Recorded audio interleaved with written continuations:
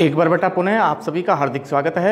देखिए बेटा SS class के अंदर और इकोनॉमिक्स हमारा चला हुआ है। इकोनॉमिक्स के अंदर भी पहला लेसन चला हुआ है बेटा विकास, ठीक है ना।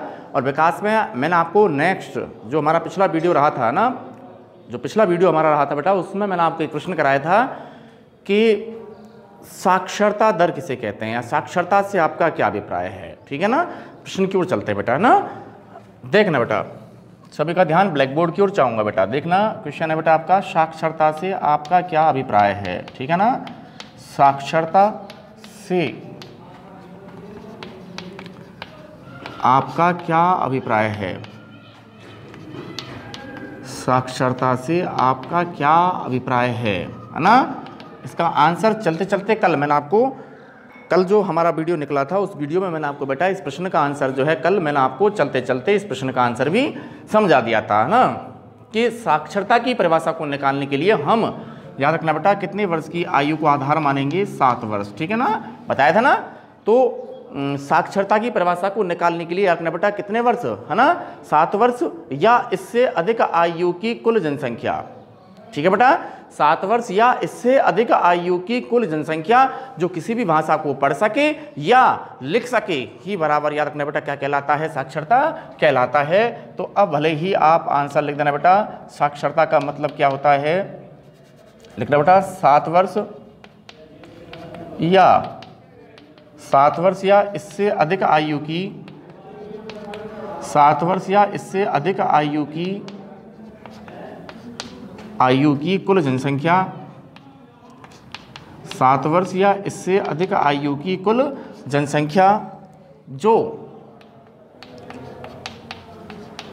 जो किसी भी भाषा को, आगे लिखना बेटा, जो किसी भी भाषा को पढ़ सके या लिख सके, जो किसी भी भाषा को पढ़ सके या लिख सके,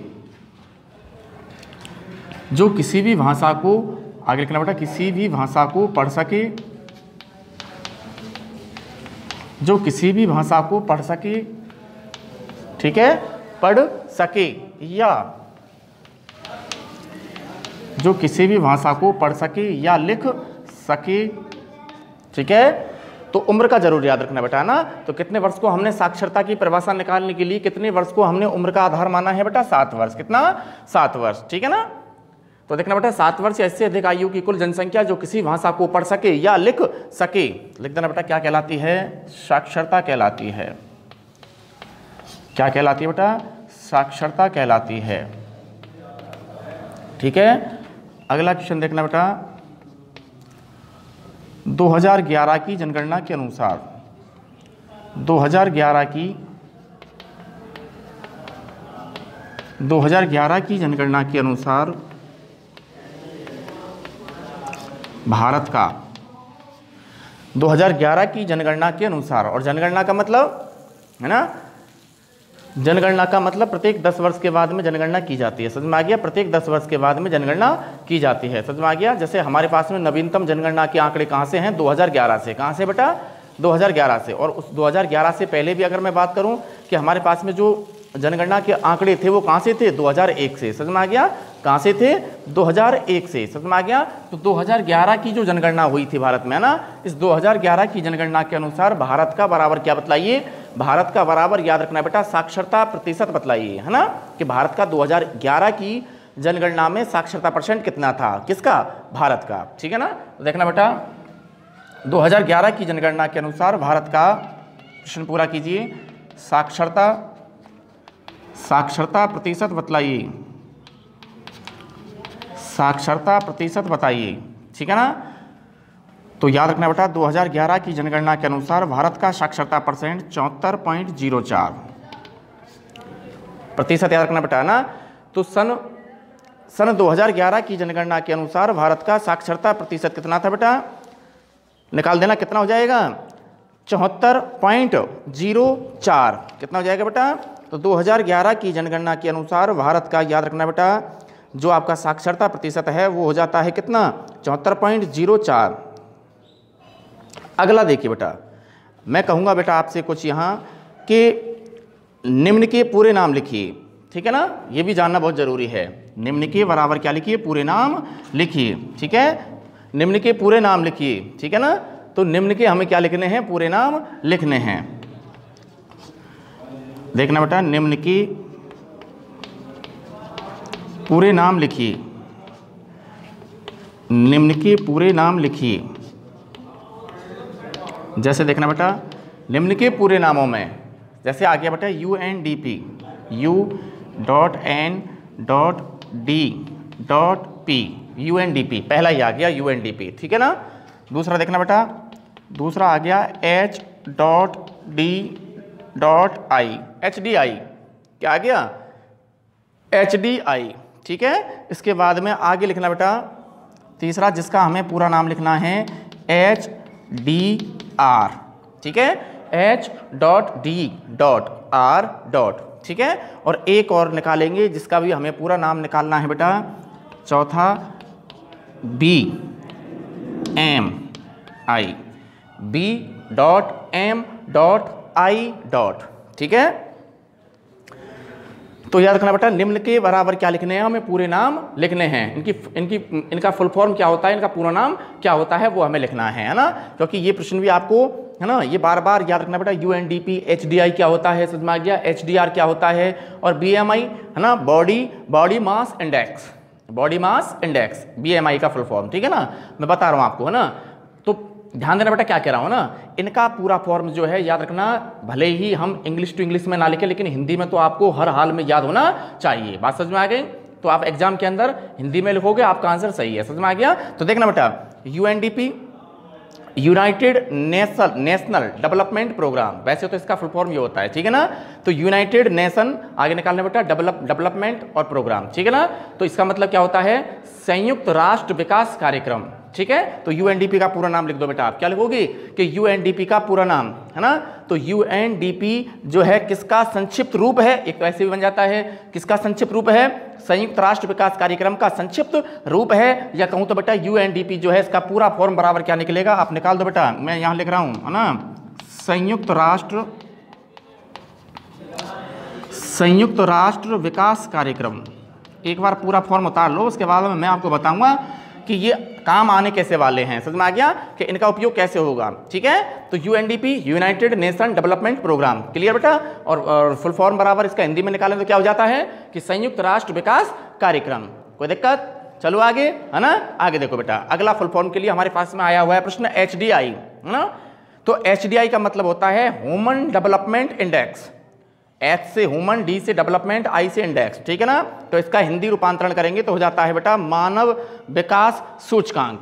क्या हो जाता है बेटा, मानव विकास सूचकांक। लिख दो, मानव विकास सूचकांक, ठीक है। अगले फुल फॉर्म की ओर बढ़ते हैं बेटा, ठीक है। HDI का मतलब ह्यूमन डेवलपमेंट इंडेक्स, मानव विकास सूचकांक। अगला है बेटा हमारे पास में HDR, ठीक है ना। और HDR का मतलब निकालना बेटा ह्यूमन, क्या जाएगा, ह्यूमन, ठीक है। ह्यूमन के बाद में डेवलपमेंट और R से बन जाएगा रिपोर्ट। क्या बन जाएगा, रिपोर्ट। तो इसका मतलब क्या हो जाएगा, मानव विकास रिपोर्ट। इसका मतलब भी निकालो बेटा, क्या हो जाएगा, मानव विकास रिपोर्ट, ठीक है बेटा। इसका मतलब भी क्या हो जाएगा, मानव विकास रिपोर्ट, ठीक है। तो HDR का मतलब दोबारा रिपीट कर रहा हूं, ध्यान देना बेटा। H से बन जाएगा क्या, ह्यूमन, ठीक है ना। D से बन जाएगा बेटा डेवलपमेंट और R से बन जाएगा रिपोर्ट, ठीक है। दोनों में अंतर है, हालांकि इधर देखना बेटा HDI और HD है ना। HD और HD दोनों में आ रहा है, लेकिन ऊपर आ रहा है I और नीचे आ रहा है इसमें R आ रहा है। तो HDI वाला तो क्या हो जाता है, मानव विकास सूचकांक, इंडेक्स का मतलब सूचकांक, ठीक है। और HDR में R का मतलब बराबर रिपोर्ट, क्या हो जाएगा, रिपोर्ट, ठीक है। तो मानव विकास सूचकांक और नीचे वाले का मैंने आपको फुल फॉर्म क्या निकाल दिया, बोलो, मानव विकास रिपोर्ट। अब हमारे पास में एक और बच्चा है बेटा नीचे, BMI, ठीक है। तो BMI का फुल फॉर्म बराबर B से बनेगा बॉडी, क्या बनेगा, बॉडी, M से बनेगा मास, ठीक है ना। और मास के बाद में I से बनेगा इंडेक्स, ठीक है। यानी कि बॉडी मास इंडेक्स, ठीक है। इसका मतलब इसका भी अगर हिंदी रूपांतरण निकालें तो हो जाता है बेटा शरीर द्रव्यमान सूचकांक। क्या हो जाता है, शरीर, निकाल दो, मैं निकाल रहा हूं यहां पे आपको है ना, शरीर द्रव्यमान सूचकांक, शरीर द्रव्यमान सूचकांक, ठीक है। उतारो बेटा है ना। तो निम्न के बराबर हमें याद रखना बेटा क्या लिखने हैं, पूरे नाम लिखने हैं। समझ में आ गया? UNDP, UNDP United National Development Programme, ठीक है ना, इसका ये जरूर याद रखना, हिंदी में तो आपको हर हाल में याद होना चाहिए। समझ में आ गया? तो यूएनडीपी का जो पूरा नाम है संयुक्त राष्ट्र विकास कार्यक्रम, ठीक है बेटा। इसके बाद में एचडीआई का पूरा नाम ह्यूमन डेवलपमेंट इंडेक्स यानी कि मानव विकास सूचकांक, ठीक है। ऐसे ही अगला है बेटा हमारा एचडीआर, क्या है बेटा? एचडीआर, और एचडीआर का मतलब ह्यूमन डेवलपमेंट रिपोर्ट, समझ आ गया, यानी कि मानव विकास रिपोर्ट, सुन लो एक बार पहले, है ना। उसके बाद में बीएमआई, बॉडी मास इंडेक्स, शरीर द्रव्यमान सूचकांक। आपको ये सारे फुल फॉर्म जो मैंने आपको लिखाए हैं आपको हर हाल में याद हो जाने चाहिए, ठीक है। अच्छा बेटा, इसी क्रम में देखना, मैं आगे आपको एक चीज की जानकारी दे रहा हूं, देखना बेटा, ऊपर से मैं डाल रहा हूं मैं ना, ये नीचे वाले तो लिखो आप अभी। देखिए मैं आपको क्या जानकारी देना चाह रहा हूं बेटा, और वो जानकारी भी हमें लेना बहुत जरूरी है ना। जानकारी क्या है बेटा आपके पास में, कि ये मानव विकास रिपोर्ट जो तैयार होती है ना, मानव विकास रिपोर्ट जो तैयार होती है, समझ में आ गया। तो मानव विकास रिपोर्ट जो है प्रतिवर्ष जारी होती है। पहले तो इसका समय याद रखना, है ना, कि मानव विकास रिपोर्ट जो है ना, कितनी अवधि के बाद में जो है हमें देखने को मिलती है या तैयार की जाती है, लागू की जाती है, तो 1 वर्ष, प्रतिवर्ष, समझ में आ गया। तो प्रतिवर्ष के अंदर मानव विकास रिपोर्ट जो है तैयार की जाती है, समझ में आ गया। और ये मानव विकास रिपोर्ट जो है, याद रखना बेटा मैं क्या कह रहा हूं आपको, कि पूरे वर्ल्ड के अंदर, समझ में आ गया, पूरे वर्ल्ड के अंदर लगभग अधिकांशतः जितने भी देश हैं वो मानव विकास के स्थान की दृष्टि से, समझ में आ गया, या कहूँ तो बेटा वो देश जो है मानव विकास की दृष्टि से वर्ल्ड में कितने देशों की श्रेणी में से कौन से इकाई पर आते हैं, स्थान पर आते हैं। समझ में आ गया बात? तो ये चीज़ निकाल के हमें लानी है, जिसको कहते हैं कि हमने हर देश के अंदर किसको मापा है, मानव विकास को मापा है। समझ में आ गया? किसको मापा है बेटा? मानव विकास को मापा है। और मानव विकास को मापने के बाद में, समझ में आ गया बेटा, हमने इन सभी देशों के लिए क्या तैयार की है, मानव विकास रिपोर्ट तैयार की है। समझ में आ गया? और मानव विकास रिपोर्ट तैयार करने के बाद में उसका लास्ट में क्या किया जाता है, प्रकाशन किया जाता है। ध्यान से सुनिएगा बेटा, है ना, हर एक वर्ड जो मैं आपको यहाँ बताने जा रहा हूँ, समझ में आ गया, तो ही आपको ये लेसन जो है समझ में आएगा। समझ में आ गया? अच्छा, तो मैंने आपको बताया था ना, मैंने आपको बताया जैसे 2005 में जब मानव विकास रिपोर्ट आई थी, सुनिए पहले एक बार मैं आपको बताता हूँ ना। तो 2005 में जब मानव विकास रिपोर्ट आई थी बेटा, तो उसमें भारत की कंडीशन क्या थी, ठीक है ना। तो उसमें भारत की कंडीशन क्या थी बेटा, कि भारत जो है याद रखना बेटा 172 देशों की श्रेणी में से, है ना, कितने देशों की श्रेणी में से, भारत जो है याद रखना बेटा 172 देशों की श्रेणी में से, समझ में आ गया, 172 देशों की श्रेणी में से भारत जो है याद रखना बेटा काय के मामले में, अरे बेटा मानव विकास के मामले में, ठीक है, मानव विकास के मामले में या मानव विकास सूचकांक मूल्य के मामले में, ठीक है। और भारत जो है मानव विकास सूचकांक मूल्य के बाबत में देखना बेटा, भारत जो है 172 देशों में से, समझ में आ गया, 172 देशों में से भारत जो है याद रखना बेटा कौन से पायदान पर आ रहा था, 127वें स्थान पर आ रहा था। समझ में आ गया? तो भारत जो है, ये जो मैंने आपको लोकेशन बताई है ना, काय के बारे में, मानव विकास के बारे में, है ना। तो ये मानव विकास के बारे में मैंने आपको जो आंकड़ा बताया है, ये याद रखना बेटा, ये कौन सी रिपोर्ट के अनुसार है बेटा, 2005 की मानव विकास रिपोर्ट के अनुसार, ठीक है ना, 2005 की मानव विकास रिपोर्ट के अनुसार ये आंकड़ा मैंने आपको बताया है, ठीक है ना। कौन सी रिपोर्ट के अनुसार मैंने आपको ये आंकड़ा बताया है, 2005 की जो मानव विकास रिपोर्ट का प्रकाशन हुआ उसके अनुसार। समझ में आ गया? तो कितने देश लिए गए बेटा, मानव विकास का मापन करने के लिए कितने देश जो है सम्मिलित किए गए, 172, और 172 देशों की श्रेणी में से भारत जो है कौन से स्थान पर आ रहा था बेटा, निकाल देना, कौन से स्थान पर आ रहा था, 127वें स्थान पर जो है याद रखिएगा बेटा भारत देश जो है आ रहा था। बोलो यहाँ तक आपको निकालने में कोई दिक्कत आ रही बेटा? आनी भी नहीं चाहिए। समझ में आ गया? आगे देखना बेटा, ये मानव विकास रिपोर्ट मैंने आपको 2005 के अनुसार बताई है, ठीक है ना। और इस समय भारत का मानव विकास सूचकांक मूल्य था 0.602, है ना, ये भी याद रखना बेटा, है ना, कि भारत का मानव विकास सूचकांक मूल्य, भारत का मानव विकास सूचकांक मूल्य दिख तो रहा है ना।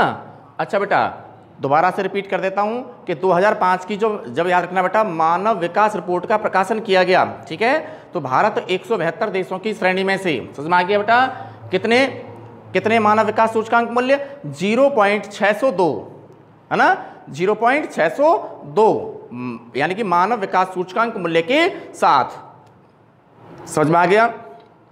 तो 0.602 मानव विकास सूचकांक मूल्य के साथ भारत जो है वर्ल्ड के 172 देशों में से 127वें स्थान पर आ रहा था। समझ में आ गया? और इस मानव विकास सूचकांक मूल्य के साथ भारत को याद रखना बेटा, भारत को याद रखना बेटा मध्यम, ठीक है, मध्यम मानव विकास सूचकांक मूल्य वाले देशों की श्रेणी में रखा गया। ठीक है ना? यानी कि मानव विकास सूचकांक मूल्य की दृष्टि से भी वर्ल्ड के देशों को 3 भागों में बांटा जाता है। समझ आ गया? निम्न मानव विकास सूचकांक मूल्य वाले देश, मध्यम मानव विकास सूचकांक मूल्य वाले देश, ठीक है, और सबसे टॉप पर होते हैं कौन से? उच्चतम या उच्च मानव विकास सूचकांक मूल्य वाले देश। ठीक है, तो भारत जो है याद रखना बेटा, समझ आ गया, कौन से देशों की श्रेणी में आता है? मध्यम मानव विकास सूचकांक मूल्य वाले देशों की श्रेणी में आता है। बात समझ में आई है ना?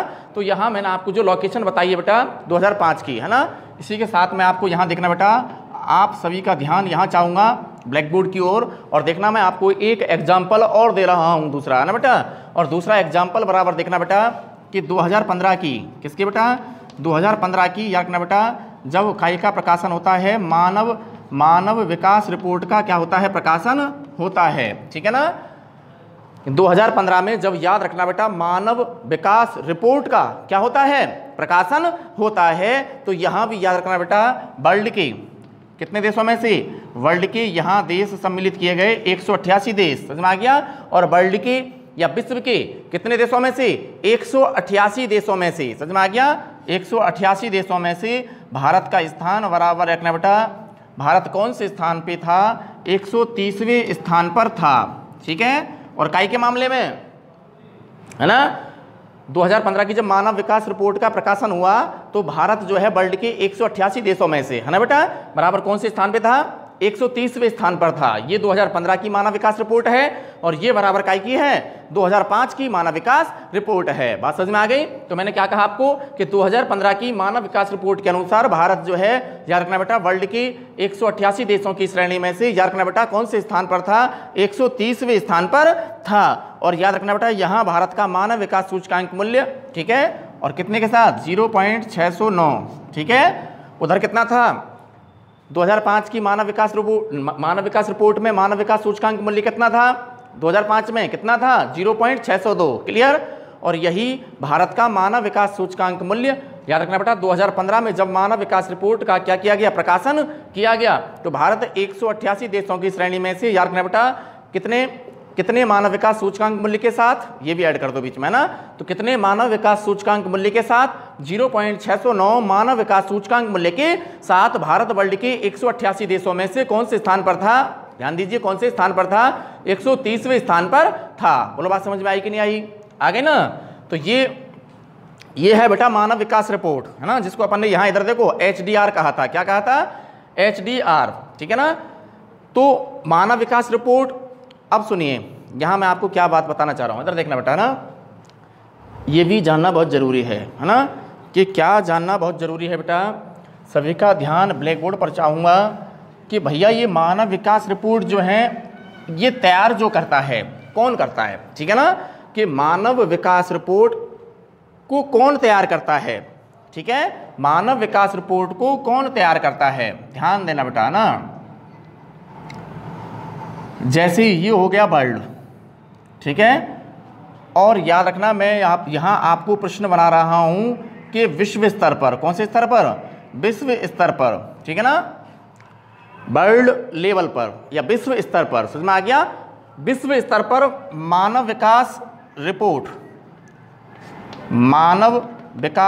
रिपोर्ट का प्रकाशन किसका बेटा? मानव विकास रिपोर्ट का प्रकाशन कौन करता है? या कहूँ तो बेटा विश्व स्तर पर मानव विकास रिपोर्ट को कौन तैयार करता है? बन गया प्रश्न?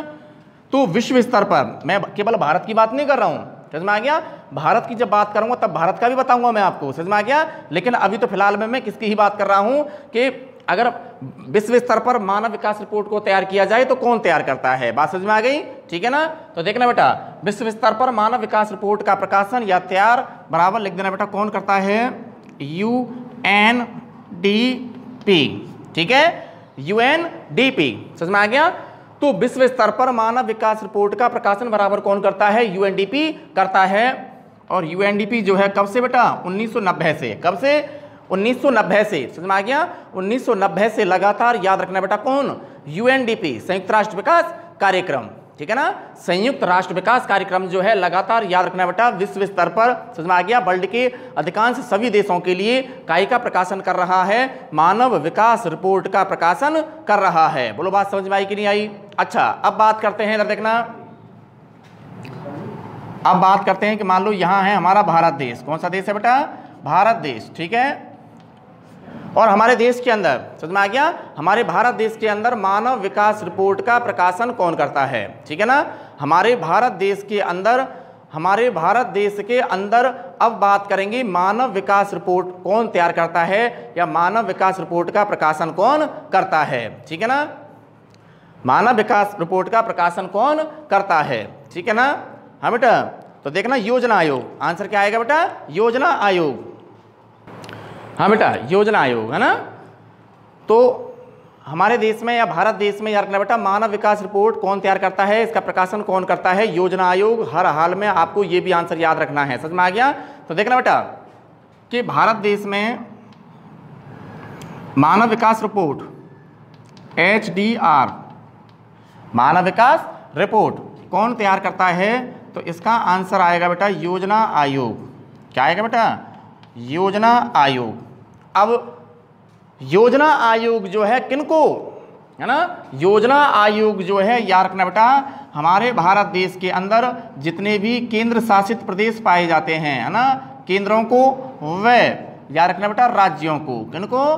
केंद्रों को व राज्यों को, है ना, केंद्रों व राज्यों को विश्लेषण की इकाई मानकर, काय की इकाई मानकर बेटा? विश्लेषण की इकाई मानकर, ठीक है ना, विश्लेषण की इकाई मानकर याद रखना बेटा भारत में किसके द्वारा? योजना आयोग के द्वारा याद रखना बेटा क्या तैयार की जाती है?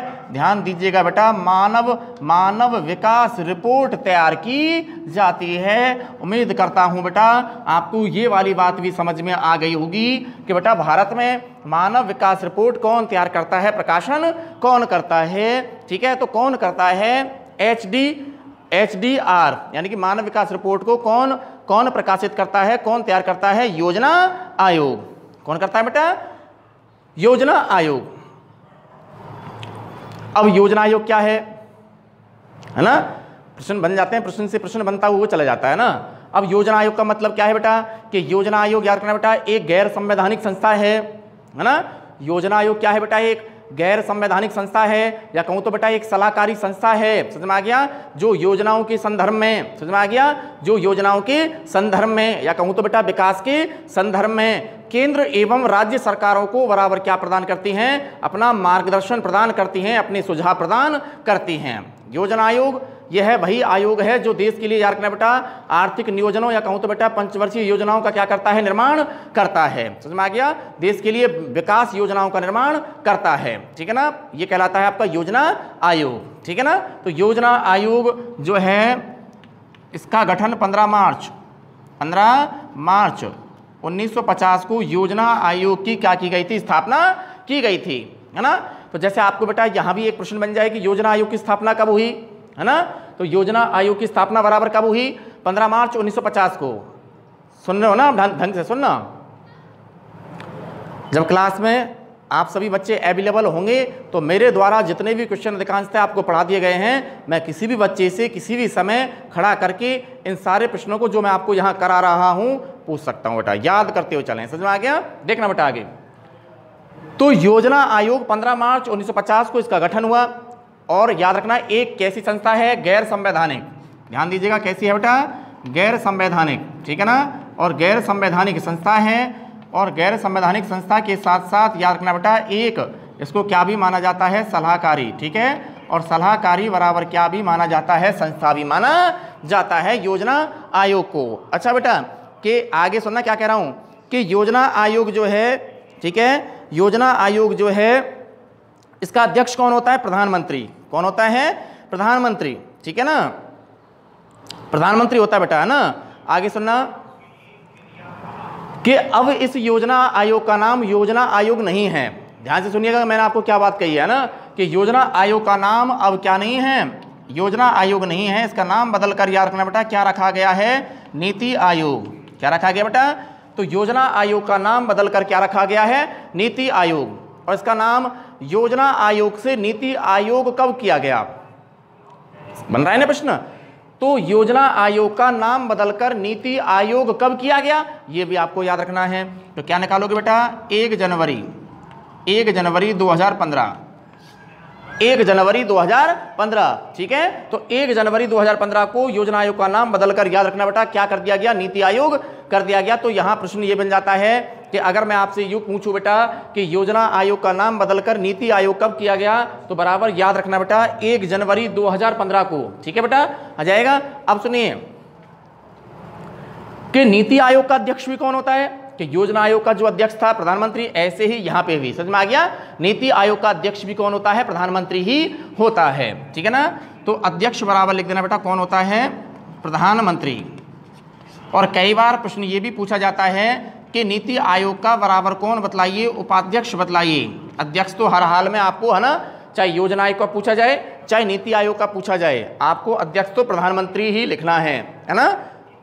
और प्रधानमंत्री में भी किसका नाम आ जाएगा, जो वर्तमान में याद रखना बेटा भारत के क्या है, प्रधानमंत्री हैं, समझ में आ गया। जैसे मैं कहूं कि वर्तमान में नीति आयोग के अध्यक्ष कौन है, तो याद रखना बेटा कौन है, माननीय श्रीमान जी कौन, नरेंद्र मोदी, समझ में आ गया। ये कौन है बेटा, योजना आयोग या नीति आयोग के अध्यक्ष। अब मैं बात कर रहा हूं योजना आयोग, जिसका नाम बदलकर 1 जनवरी 2015 को क्या कर दिया गया, नीति आयोग कर दिया गया। तो नीति आयोग के बराबर क्या बतलाइए, उपाध्यक्ष बतलाइए।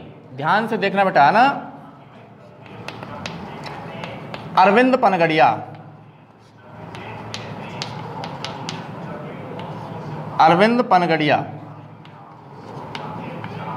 ये योजना आयोग के है ना पूर्व उपाध्यक्ष थे, समझ में आ गया।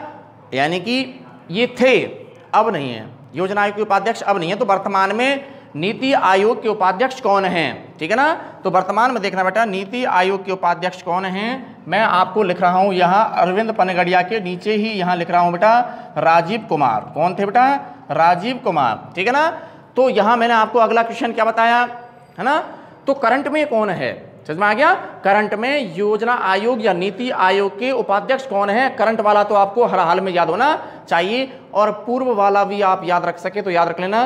पूर्व में बराबर कौन थे बेटा, अरविंद पनगड़िया, नीति आयोग के कौन थे, उपाध्यक्ष थे। लेकिन वर्तमान में इसी नीति आयोग के उपाध्यक्ष कौन है, राजीव कुमार। कौन है बेटा, राजीव कुमार, ठीक है ना। तो प्रश्न से प्रश्न बन रहे हैं कि नहीं बन रहे हैं, बन रहे हैं, है ना। तो योजना आयोग का कार्य मैंने आपको बता ही दिया बेटा कि योजना आयोग जो है क्या करता है, आर्थिक नियोजन और पंचवर्षीय योजनाओं को क्या करता है, तैयार करता है। इसके अलावा देश के प्राकृतिक और मानवीय संसाधनों की जानकारी को क्या करता है, एकत्रित करता है। और एक और निकालें तो क्या करता है बेटा कि हमारे देश की याद रखना बेटा जो केंद्र सरकारें हैं और राज्य सरकारें हैं, इनको याद रखना बेटा विकास के मार्ग में आने वाली बाधाओं से सरकारों को क्या करता है, अवगत कराता है, ठीक है ना। तो देखना बेटा यहाँ मैं आपको बता देता हूँ कि योजना आयोग का पहला कार्य है, जैसे मैं कहूँ बेटा देश के लिए पंचवर्षीय योजनाओं, ठीक है ना।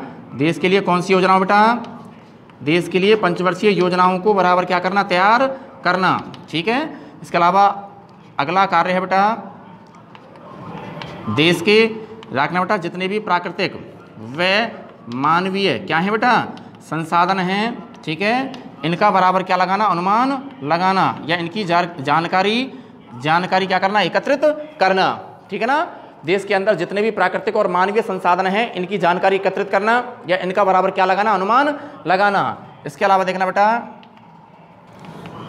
विकास के मार्ग में, किसके मार्ग में, विकास के मार्ग में आने वाली बाधाओं, ठीक है, आने वाली क्या बेटा, आने वाली बाधाओं से सरकार को क्या कराना, अवगत कराना। विकास के मार्ग में आने वाली बाधाओं से सरकार को बराबर क्या कराना, अवगत कराना, ठीक है। तो ये बराबर किसका कार्य है, बोलो, ये बराबर कार्य है बेटा योजना आयोग या कहूं तो बेटा नीति आयोग का, ठीक है भाई। अगला देखना बेटा प्रश्न, ऐसे ही जैसे आपने उधर क्या पढ़ा है, योजना आयोग पढ़ा है, तो ऐसे ही देखना बेटा, यहाँ एक और होता है, इसका नाम है राष्ट्रीय विकास परिषद, राष्ट्रीय विकास परिषद। ठीक है, राष्ट्रीय विकास परिषद क्या है? जैसे आपने योजना आयोग पढ़ा, ऐसे ही याद रखना बेटा, यहाँ अगला प्रश्न बन जाता है कि राष्ट्रीय विकास परिषद क्या है, या कहूं तो बेटा एनडीसी की स्थापना कब की गई। ठीक है ना, एनडीसी की स्थापना कब की गई, इसको एनडीसी भी बोल सकते हैं अपन, है ना, शॉर्ट में एनडीसी। तो राष्ट्रीय विकास परिषद की स्थापना कब की गई, ध्यान से सुनिएगा बेटा ना। तो राष्ट्रीय विकास परिषद की स्थापना याद रखना बेटा 6 अगस्त, डेट याद रखना 6 अगस्त 1952, 6 अगस्त 1952। ये अलग है, राष्ट्रीय विकास परिषद एनडीसी अलग है, और योजना आयोग जिसका नाम बदलकर 1 जनवरी 2015 को क्या कर दिया गया, नीति आयोग कर दिया गया, ये अलग है ना। दोनों के कार्यों में क्या अंतर है, सुनना बेटा ध्यान से, कि योजना आयोग है ना, योजना आयोग या नीति आयोग तो हमारे पूरे देश के लिए आर्थिक नियोजन या पंचवर्षीय योजनाओं का क्या करता है, निर्माण करता है केवल, समझ में आ गया। योजना आयोग, नीति आयोग योजनाओं का, पंचवर्षीय योजनाओं का क्या करता है, निर्माण करता है। जबकि सुनना ध्यान से क्या कह रहा हूं ना, जबकि योजना आयोग या नीति आयोग के द्वारा बनाई हुई इन्हीं पंचवर्षीय योजनाओं को क्रियान्वित करने का या लागू करने का कार्य बराबर कौन करता है, ध्यान से देखिएगा बेटा, मैंने उधर आपको लिखा हुआ है कौन करता है, राष्ट्रीय विकास परिषद या एनडीसी करता है। बात समझ में आई? तो इसका मतलब राष्ट्रीय विकास परिषद का कार्य क्या है, इसका महत्व क्या है, कार्य के माध्यम से आपको समझ में आ रहा होगा, है ना। तो योजना आयोग या नीति आयोग के द्वारा बनाई हुई पंचवर्षीय योजनाओं को क्रियान्वित करने का, निर्माण करने का कार्य तो ये करता है योजना आयोग या नीति आयोग, लेकिन इन्हीं योजनाओं को क्रियान्वित करने का या कहूं तो बेटा लागू करने का कार्य बराबर कौन करता है, राष्ट्रीय विकास परिषद यानी कि एनडीसी करता है। बोलो बात समझ में आई कि नहीं आई? अच्छा, तो जो लागू हो जाने वाली पंचवर्षीय योजनाएं हैं, इन याद रखना बेटा, इन पंचवर्षीय योजनाओं का समय समय पर बराबर क्या करता है, मूल्यांकन करता है। समझ में आ गया, कौन करता है, समय समय पर इन याद रखना बेटा पंचवर्षीय योजनाओं का बराबर क्या, मूल्यांकन। क्या बेटा, मूल्यांकन भी कौन सा परिषद करता है, राष्ट्रीय विकास परिषद करता है। बोलो बात यहां तक भी आपको समझ में आई कि नहीं आई? आ गई ना। इसके बाद में आगे देखना बेटा, एक कार्य और निकालेंगे, है ना। एक कार्य भी इसका इजी है कि वही दोबारा से याद निकाला बेटा, कौन सरकार, केंद्र सरकार व राज्य सरकारों को, केंद्र सरकार व कौन सी सरकारों को बेटा, केंद्र सरकार व राज्य सरकारों को याद रखना बेटा क्या करता है, ये सुझाव प्रदान करता है, और काय के लिए सुझाव देता है, आर्थिक विकास के लिए। काय के लिए बेटा, आर्थिक विकास के लिए याद रखिएगा बेटा क्या प्रदान करता है, सुझाव प्रदान करता है। ठीक है, देखना बेटा, तो योजना आयोग आपको समझ में आ गया होगा। योजना आयोग क्या है, एक गैर संवैधानिक संस्था है, सलाहकारी संस्था है ना, जिसका गठन 15 मार्च 1950 को किया गया। इसका अध्यक्ष प्रधानमंत्री होता है। आगे इसका नाम 1 जनवरी 2015 को याद रखना बेटा चल करके क्या कर दिया गया, नीति आयोग कर दिया गया। नीति आयोग के अध्यक्ष कौन होते हैं, प्रधानमंत्री। नीति आयोग के उपाध्यक्ष पहले कौन थे, अरविंद पनगड़िया।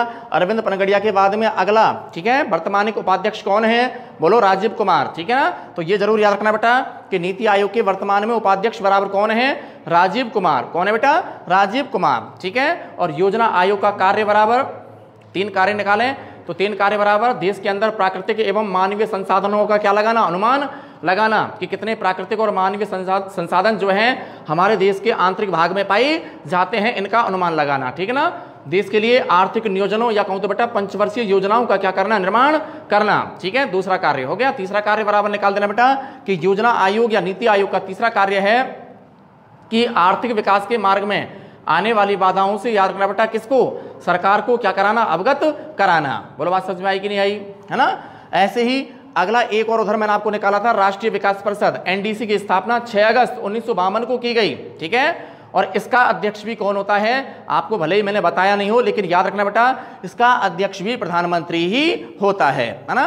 तो थोड़ा सा मैं आपको हिंट के लिए यहाँ लिख देता हूँ कि राष्ट्रीय विकास परिषद का अध्यक्ष भी कौन होता है बेटा, प्रधानमंत्री ही होता है। समझ में आ गया, वर्तमानिक प्रधानमंत्री। ठीक है ना, तो राष्ट्रीय विकास परिषद का अध्यक्ष भी कौन होता है बेटा, प्रधानमंत्री होता है, ठीक है ना।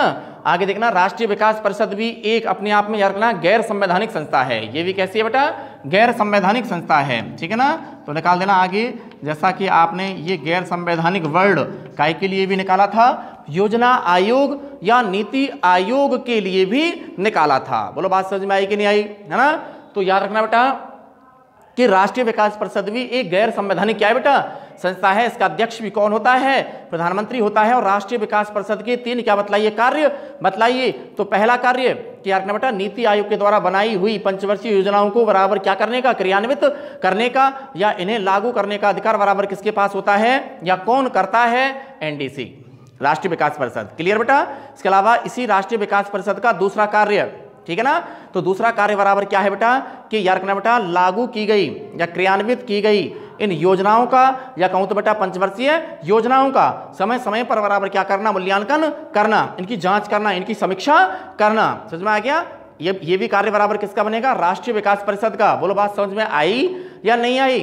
तीसरा कार्य देखना बेटा, राष्ट्रीय विकास परिषद का तीसरा कार्य है कि केंद्र सरकार एवं राज्य सरकारों को, समझ में आ गया, केंद्र सरकार एवं राज्य सरकारों को समय समय पर याद रखना बेटा, आर्थिक विकास के संदर्भ में, काय के संदर्भ में, आर्थिक विकास के संदर्भ में बराबर क्या प्रदान करना, सुझाव प्रदान करना। ये भी कार्य किसका है, निकालो बेटा, राष्ट्रीय विकास परिषद का है। आगे समझ में चलते हैं आगे ना। तो बहुत सारे क्वेश्चन बन गए, क्वेश्चन मत समझना कि क्वेश्चन बने ही नहीं है, बहुत सारे क्वेश्चन बन गए हैं। इनके पूरे नाम जरूर उतार लेना बेटा आप, कई कि निम्न के पूरे नाम लिखिए। यूएनडीपी संयुक्त राष्ट्र विकास कार्यक्रम, ठीक है बेटा।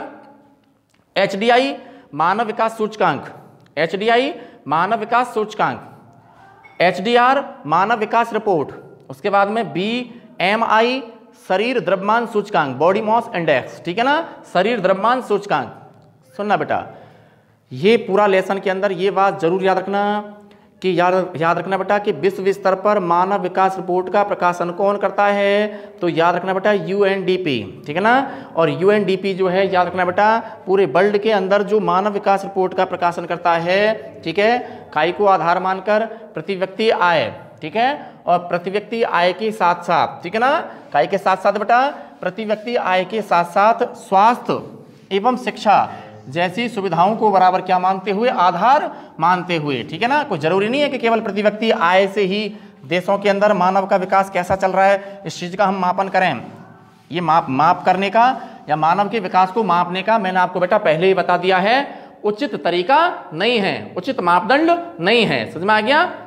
केवल क्या, प्रति व्यक्ति आय। अगर हमें किसी भी देश के अंदर मानव के विकास को मापना है तो प्यारे बच्चों ध्यान देखना बेटा, क्या कह रहा हूं मैं आपको कि प्रति व्यक्ति आय के साथ साथ, समझ में आ गया, तो बेटा प्रति व्यक्ति आय के साथ साथ हमें उस देश के अंदर स्वास्थ्य की सुविधाएं कैसी हैं, शिक्षा का स्तर कैसा है, समझ में आ गया, रोजगार का स्तर कैसा है, समझ में आ गया, इन सारी चीजों का भी हमें क्या करना चाहिए, मापन करना चाहिए। जीवन प्रत्याशा कैसी है, लोगों का दीर्घ और स्वस्थ जीवन है कि नहीं, इन सारी चीजों का हमें क्या करना चाहिए, मापन करना चाहिए। काय के साथ साथ, बोलो, काय के साथ साथ, प्रति व्यक्ति आय के साथ साथ, है ना। तो यूएनडीपी से पहले मानव विकास जो रिपोर्ट है ना, मानव विकास सूचकांक जो तैयार करता था वो कौन करता था, है ना, विश्व बैंक। कौन करता था, विश्व बैंक, ठीक है ना। लेकिन अब विश्व बैंक के स्थान पर वर्तमान में, है ना, पूरे वर्ल्ड में मानव विकास रिपोर्ट कौन तैयार कर रहा है, मानव विकास सूचकांक मूल्यों का निर्धारण कौन करता है, यूएनडीपी। कौन करता है बेटा, यूएनडीपी। समझ में आ गया। तो अब क्यों करने लगा है कि विकास बैंक तो क्या करता था कि जब मानव विकास रिपोर्ट का प्रकाशन करता था तो उसमें केवल याद रखना बेटा काय को सम्मिलित किया जाता था, केवल प्रति व्यक्ति आय को ही सम्मिलित किया जाता था। समझ में आ गया। जब मानव विकास रिपोर्ट किसके द्वारा तैयार की जाती थी, याद रखना बेटा विश्व बैंक के द्वारा तैयार की जाती थी, तो उसमें मानव विकास को मापने का केवल एक ही आधार साथ में लेकर चला जाता था, और वो आधार क्या था बेटा, प्रति व्यक्ति आय, ठीक है ना। जबकि यूएनडीपी ने जब से कब से, 1990 से, समझ में आ गया, 1990 से जब से याद रखना बेटा मानव विकास रिपोर्ट का प्रकाशन करना बराबर क्या किया है, प्रारंभ किया है, याद रखना बेटा तब से, समझ में आ गया, तब से याद रखना बेटा प्रति व्यक्ति आय के साथ साथ शिक्षा एवं स्वास्थ्य के स्तर को भी मापा जाता है। बात समझ में आ गई। तो बताओ कौन सा बेटर है, मानव के विकास को मापने का तरीका कौन सा बेटर है, आप बताओ ना। प्रति व्यक्ति आय को ही केवल याद रखना बेटा उचित मापदंड नहीं माना जा सकता है। बात समझ में आ गई है ना बेटा। तो प्रति व्यक्ति आय के साथ साथ याद रखना बेटा शिक्षा एवं स्वास्थ्य के स्तरों को भी हमें मापना चाहिए, ठीक है ना। देखना बेटा अगला क्वेश्चन है बेटा हमारा, जैसे मानव विकास की अवधारणा, मानव विकास की अवधारणा, मानव विकास की अवधारणा के जनक कौन हैं? मानव विकास की अवधारणा के जनक कौन हैं? मानव विकास की अवधारणा के जनक कौन हैं? ठीक है, तो मानव विकास की अवधारणा के जनक कौन हैं? डॉक्टर महबूब उल, डैश लगा देना हल्का सा, उल हल्का सा डैश फिर लगाना, हक, ठीक है, जो कि कौन है बेटा? पाक अर्थशास्त्री। कौन है बेटा? पाक अर्थशास्त्री, ठीक है ना। तो मानव विकास की अवधारणा के जनक कौन है? तो डॉक्टर महबूब, ठीक है ना, डॉक्टर महबूब डैश उल डैश हक, डॉक्टर महबूब उल हक, जो कि कौन है? पाक अर्थशास्त्री हैं, को याद रखना बेटा। मानव विकास की अवधारणा का क्या माना जाता है? जनक माना जाता है, ठीक है। क्या माना जाता है बेटा? मानव विकास की अवधारणा का जनक माना जाता है। और मानव विकास का मतलब क्या होता है?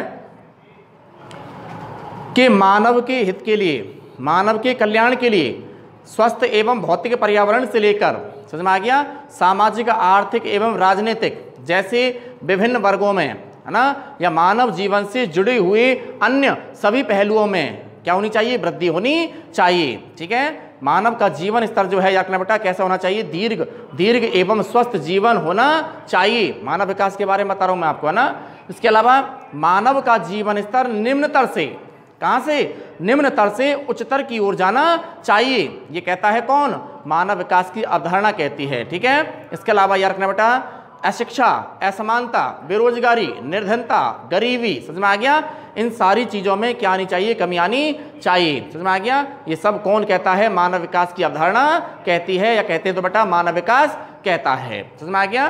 देखना बेटा जितने भी मैंने आपको, हालांकि आज की क्लास के अंदर अधिकांश से प्रश्न थोड़ा मैंने आपको कम लिखाया है ब्लैक बोर्ड पर, लेकिन आपको जहाँ जहाँ मैंने प्रश्न बताते हुए चले हैं बेटा, ना, जहाँ जहाँ मैंने आपको प्रश्न बनाए हैं, है ना, अपनी कॉपी के अंदर आप अगर ऐड करना चाहो, समझ में आ गया, तो ऐड कर लेना। जैसे बहुत सारे प्रश्न बने हैं, योजना आयोग का नाम बदलकर नीति आयोग कब किया गया? योजना आयोग का गठन कब किया गया? योजना आयोग का अध्यक्ष कौन होता है? योजना आयोग के कार्य बतलाइए। राष्ट्रीय विकास परिषद क्या है? कैसी संस्था है? इसकी स्थापना कब हुई? बात समझ में आ गया। इसका अध्यक्ष कौन होता है? और एनडीसी के भी बराबर 3 क्या बतलाइए? कार्य बतलाइए। बहुत सारे प्रश्न बने हैं, तो ये सारे क्वेश्चन इस लेसन के अंदर हैं। इसलिए याद रखना बेटा, भले ही मैंने आपको ब्लैक बोर्ड पर ये प्रश्न नहीं लिखाए हुए हैं, है ना, समझाए हैं केवल आज, है ना, लेकिन आप बनाना चाहो अपनी तरफ से तो अपनी फेयर कॉपी के अंदर इन प्रश्नों को कर लेना, कोई दिक्कत नहीं है ना बेटा, ठीक है।